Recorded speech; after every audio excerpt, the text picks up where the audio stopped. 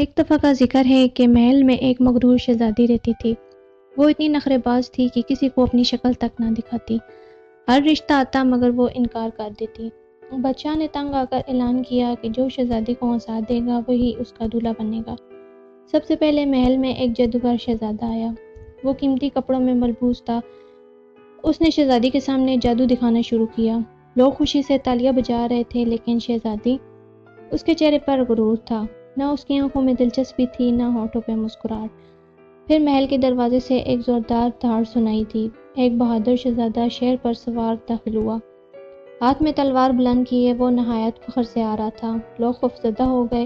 شیر کی دہاڑ پورے محل میں گونج گئی۔ سب سوچنے لگے کہ شاید شہزادی اس بار متاثر ہو جائے، لیکن شہزادی، اس کے چہرے پر اکتاہٹ جیسے کہہ رہی ہو بس اتنا ہی۔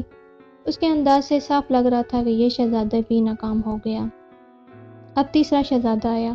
وہ ایک نرم دل نازک سا شاعر تھا۔ ہاتھ میں پرانی شاعری کا پرچہ تھا اور وہ بڑے جذبے سے اشعار پڑھنے لگا، اور وہ پوری دل جمی سے شہزادی کو متاثر کرنے کی کوشش کر رہا تھا۔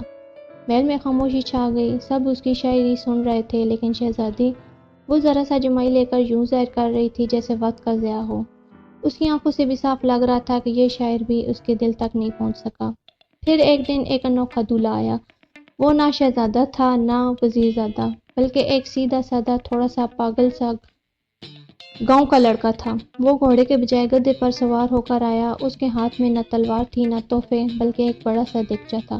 شہزادی نے حیران ہو کر پوچھا کہ یہ دیگچہ کیوں؟ وہ بولا، میں نے سوچا شادی کے بعد سب کھانے پر آئیں گے تو برتن ساتھ لے آؤں۔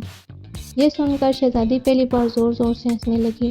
محل میں سب حیران رہ گئے۔ بادشاہ نے کہا، میرے وعدے کے مطابق شہزادی ہنس گئی، اب یہی شہزادی کا دولہا ہوگا۔